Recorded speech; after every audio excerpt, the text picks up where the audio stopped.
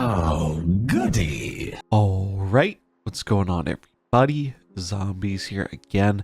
And today we're back with another Marvel Snap video. So in this one, we're going over the decks I used to get my Day 1 Infinite, and we're going to talk a little bit about why I ended up liking them, as well as the impact of the new card being used in all of these, which is Sam Wilson Captain America. So these are the three decks I used on my climb. I ended up placing in at rank 3 Infinite, so I think it was a pretty good climb.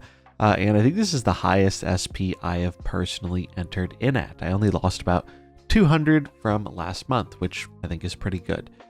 So why did I play these decks? Well, the answer is simple. I like Scream. A lot of people are going to play Sam Wilson Captain America, and Scream seemed good into that. And unsurprisingly, that was kind of the result.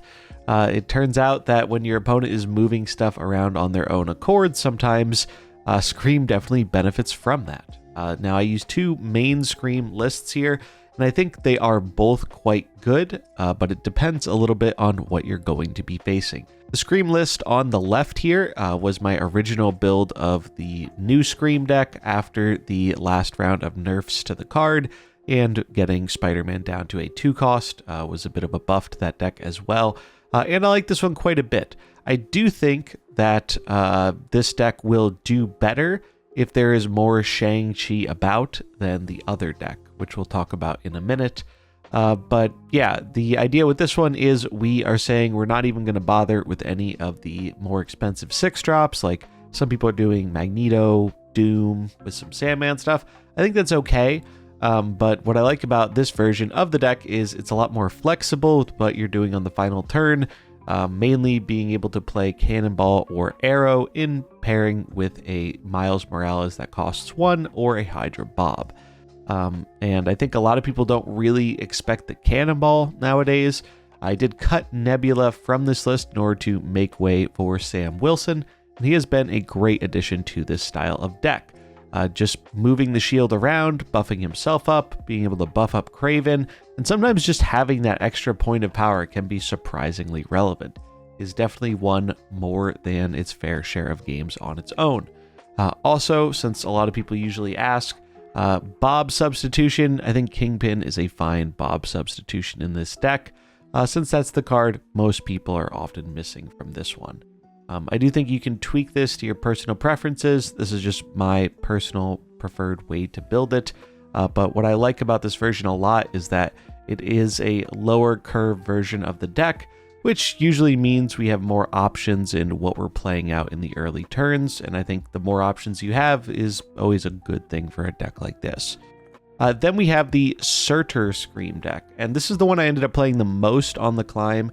And I think out of all of these three decks, at least into the stuff I was running into, it is the best deck of the bunch. Now, I'm someone who's never been super big on Surtur stuff. Not because it's not strong, but because it usually puts me to sleep. That is usually the Scar Surtur versions. I just find those decks kind of boring to play. I do think Sam Wilson is probably an upgrade to those decks as well. The biggest thing that Sam Wilson does in this deck, though, is he enables Cull Obsidian without having to play a bunch of mediocre to bad 1-drops. This is also a big buff for Ares, too, because it means we don't have to run as many smaller cards, which naturally are a downside for Ares, since Ares wants you to run more big dudes, so he is more consistently a 4/12. But yeah, I really liked the kind of mashup of this list where we still have a lot of the stuff that is making Scream strong, and with other people playing Sam Wilson right now, you aren't quite as reliant on always having to move your opponent's cards around the board, because sometimes they'll be doing it themselves. So that makes Scream a bit better in this list than it was previously. But I think the Scream package in combination with the Surtur 10 power cards package is quite good. You might be wondering why no Scar here. Frankly, I just don't think it's needed. I think you need a lot of stuff to line up in order to get Scar, and we are running slightly less 10 power cards, and we can only start playing them on turn 4.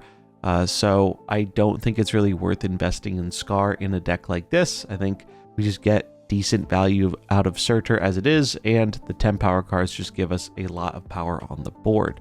Now, Heimdall is really, really strong in this deck.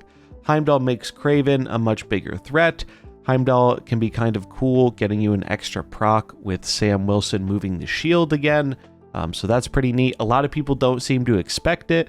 So sometimes he can be used to dodge Shang-Chi. And if you ever played with or against the old version of Move, you might remember that one of the most tricky things that deck did was it put your opponent in a bit of a bind, where they couldn't usually play around both Alioth and Heimdall at the same time. And this deck does something similar. Right now, Heimdall is doing better because there is a bit of a surprise factor to it.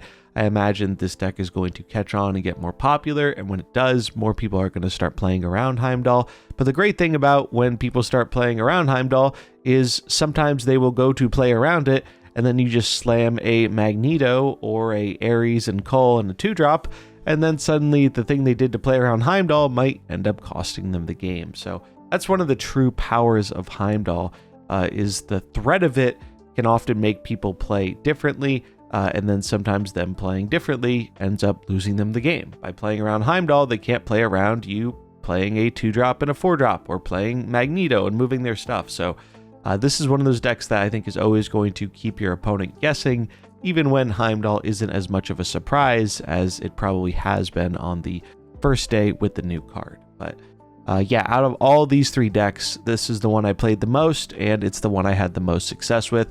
I think it is going to be a pillar of the metagame. I do expect Shang to start popping back up sometime this week, because this deck definitely is a bit softer to Shang. And like I said before, if Shang does pop back up, I do think the first version of Scream is a potentially good answer to that, since it really doesn't have much in the way of Shang targets, aside from Arrow, who you could always save for the final turn. And then last but not least, we do have a Mockingbird Sasquatch deck. So you might remember a deck like this from a couple months back. It was actually like a while ago now. But back when Mockingbird was a 5/9, these kind of Hope, Kitty, mid-range shells with Mysterio, pretty much basically when Sasquatch came out, were pretty good. These are pretty good, solid mid-range decks. And I think they still are, now that the shield essentially is unnerfing Mockingbird for you. So if you didn't know or you didn't think about this, the shield does reduce Mockingbird to a 5/9, which means when you play Mysterio, it is back to being a 2/9, which is really, really good. The deck also got some upgrades over time with something like Rocket and Groot, which is just a better moving scaler compared to things like we had in the past, like Jeff or Nocturne. Juggernaut can be how you steal a lane. We're using Gwenpool here because it has good synergy with Mysterio, as well as just the other cards in our deck. Just getting that extra power out is good. Captain Marvel is the flex spot here. I put her in because I wasn't sure what to use in that final spot, and it was relevant in quite a few games. However, if these big 10 power plus decks do catch on, I think you might be better served by putting Shang-Chi in that spot. That's what I had originally, but I wasn't running into a whole lot of Shang-Chi targets, so I ended up swapping her out pretty quickly. We do also have Kate Bishop Hawkeye for some arrows, which are good with Sasquatch, good with Mockingbird, and Iron Patriot. Even though we don't have like the craziest ways to support the Iron Patriot, I think it's still worth running, just because if you do get that free card, or that reduced card, it does add a level of unpredictability to your deck, as well as giving you a little bit more synergy for your high-costed threats, making them a bit cheaper. And then Juggernaut, big way to steal a lane right now, still a very, very powerful thing on turn 6, or sometimes we'll just use it to secure the Iron Patriot lane on turn 3. But yeah, I like this deck quite a bit. It was fun getting to revisit it. I feel like the Sasquatch Mockingbird stuff hasn't been great for a long time, pretty much ever since Mockingbird got that nerf. That one extra cost nerf really did a number on it. And now the fact that we're getting Sam Wilson and the shield at the start of the game means it's a lot more viable to try Mockingbird in a shell like this again. Overall, I really enjoyed Sam Wilson. I think it is a fun mechanic. I do want to test him more with other lists, namely some ongoing stuff with the original Captain America. I think that could be cool, but I just wanted to get a lot of games in with the things that I was most excited about and I think felt the best to me, and that is these 3 decks. So if you're looking for something to climb to infinite with, I really don't think you can go wrong with any of these decks. As usual, I'll have the decks linked in the description if you want to copy and paste them into the game for yourself. And if you want to get a sense of how these decks play out, I'll have another link in the description to yesterday's VOD. I streamed for about 9 hours yesterday, mainly playing these 3 decks. So there is a whole lot of gameplay there if you want to get a feel for how any of these specific decks work. That's going to wrap it up for this video. Let me know what you think of the new card, the decks, the new season in the comments below. I'd love to hear it. But that's going to wrap it up for this one. I hope you enjoyed it. If you did, remember to like and subscribe, and I'll catch you in the next one. Peace.